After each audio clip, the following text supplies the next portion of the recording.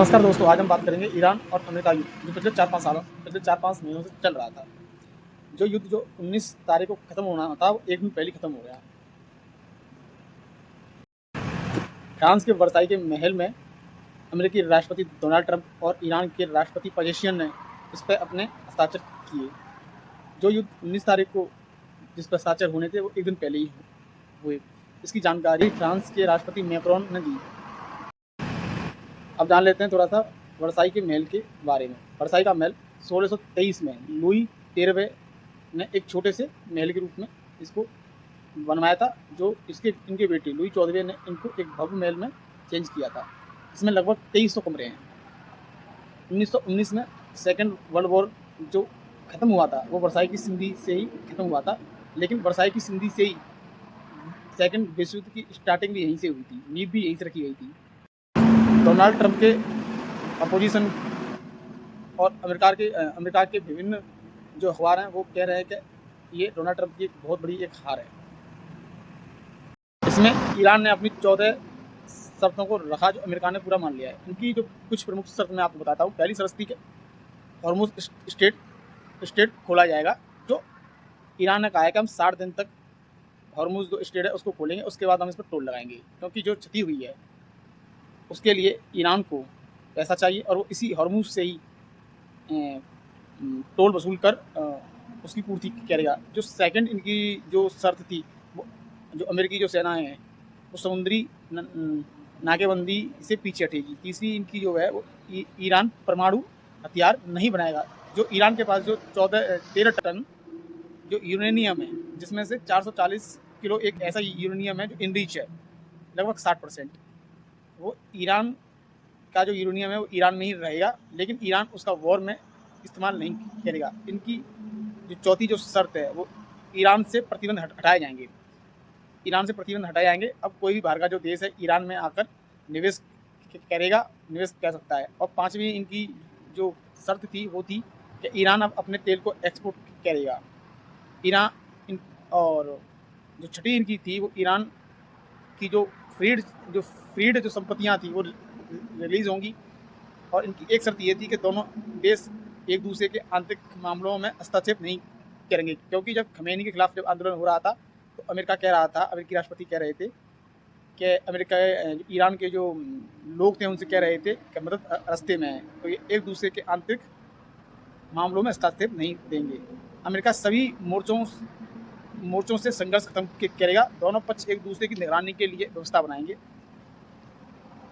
और इनकी एक शर्त सबसे जो महत्वपूर्ण है कि 60 दिनों के अंदर दोनों देश सभी मुद्दों को हल कर लेंगे।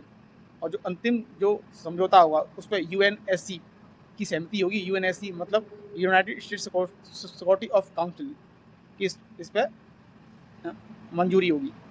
तो अब अमेरिका को इससे क्या मिला, क्योंकि अमेरिका जो पहली स्थिति थी वॉर से पहले, अमेरिका तो उसी स्थिति पे आ रहा है।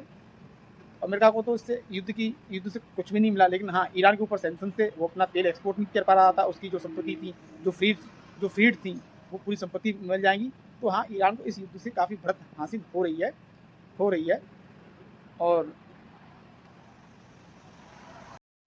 इस युद्ध में अमेरिका को ही नुकसान हुआ है, क्योंकि ईरान के ऊपर पहले सैंक्शन से अब सैंक्शन हट जाएंगे। अब ईरान अपना एक्सपोर्ट कर सकता है तेल का।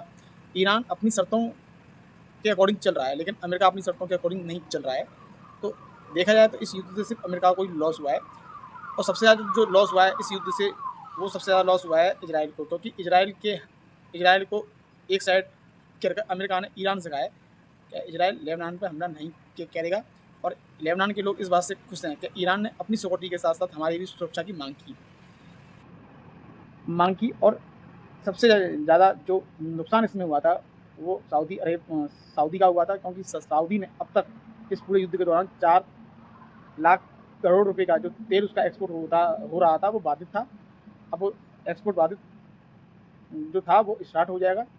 और जो खाड़ी देश हैं, उनको अब ये समझ में आ गया है कि अगर खाड़ी देश में शांति रखनी है, तो हमको ईरान के साथ अच्छे संबंध बनाने रखेंगे। हमको अमेरिका की बातों में ना आकर ईरान से झगड़ा नहीं करना है, क्योंकि इजराइल नहीं चाहता था कि अमेरिका और ईरान का युद्ध बंद हो, क्योंकि इजराइल को सर्वाइवल के लिए ईरान से लड़ते रहना ही उसके लिए ऑप्शन था। क्योंकि ईरान के पास ऐसी मिसाइल हैं या फिर जो खाड़ी देशों में ईरान ही एक ऐसा देश है जिसकी मिसाइल इजराइल तक जा सकती हैं। और आगे जाकर तो इससे जब ईरान से जब सैंक्शन हट जाएंगे तो ईरान और मजबूत होगा, और जब ईरान मजबूत होगा तो जाहिर सी बात है कि इजराइल की मुसीबतें आगे जाके और बढ़ेंगी। तो इससे देखा जाए तो सबसे ज़्यादा नुकसान जो हुआ है वो इजराइल का हुआ है, सबसे ज़्यादा जो फ़ायदा हुआ है वो सऊदी अरेबिया का हुआ है, क्योंकि सऊदी अरेबिया जो तेल बेच रहा था वो 4 लाख हज़ार करोड़ का तेल बेच रहा था, जो उसका अब तेल स्टार्ट हो जाएगा। और जो इराक था, इराक में तो स्थितियाँ वो आ गई थी कि इराक जो अपने जो कर्मचारी थे उनकी सैलरी काटने पर विचार कर रहा था। तो इससे भी अब इराक का जो तेल है वो भी एक्सपोर्ट होगा। और इसमें जो भारत था, भारत की भारत के 50 से 80% जो तेल है, जो एनर्जी जो थी वो यहीं से आती है। और इससे ही भारत में तेल, डीजल, पेट्रोल के दाम थोड़े से बढ़े थे। तो आने वाले समय में हो सकता है कि तेल के दाम थोड़े से कम भारत में आए। और सबसे ज़्यादा जो इसमें जो एक, हाँ, और एक चीज़ और है कि जब सैंक्शन हटेंगे तो जो भारत जो विकसित कर रहा था चार महापोर्ट, वो अब भारत उस पर काम कर लेगा, जिससे भारत ईरान होते हुए मिडिल एशिया और या फिर रसिया जा सकता है। सबसे ज़्यादा इसमें जो नुकसान हुआ है वो रसिया का हुआ है, क्योंकि रसिया से जो सैंक्शन लगे हुए थे कि कोई भी रसिया से तेल नहीं खरीदेगा, अब वो सैंक्शन हट जाएंगे। और नहीं, अब वो जब ईरान से जब वो सैंक्शन हट जाएंगे तो रसिया अपना तेल बेच नहीं पाएगा। तो सबसे ज़्यादा तो इसमें रसिया का ही हुआ है कि वो अब उसका तेल बेच रहा था। अमेरिका ने बोला था कि कोई भी देश रसिया से तेल खरीद सकता है, तो रसिया को थोड़ा सा नुकसान हुआ है। कुल मिला के ये है, पाकिस्तान को इससे सबसे ज़्यादा फ़ायदा हुआ है, क्योंकि पाकिस्तान की छवि एक ऐसी हो गई है, क्योंकि पाकिस्तान ही बार बार इनके बीच में समझौता कराने के लिए कह रहा था, और पाकिस्तान इसको ऐसे ले रहा है कि समझौता मैंने करवाया है। इससे पाकिस्तान की छवि थोड़ी अच्छी हो जाएगी, और पाकिस्तान कहीं भी अगर जाएगा भीख मांगने के लिए तो उसके कटोरे में कुछ डॉलर हर एक को डाल देगा, क्योंकि थोड़ी सी उसकी छवि इससे अच्छी हुई है। क्योंकि पाकिस्तान की छवि थी कि पाकिस्तान जो है आतंकवादियों को एक्सपोर्ट करता है, लेकिन अब उसकी छवि ऐसी हो गई है कि हाँ, वो पीस भी करवा सकता है। तो आप कमेंट करके बताएं कि आपको जो न्यूज़ है कैसी लगी मेरी।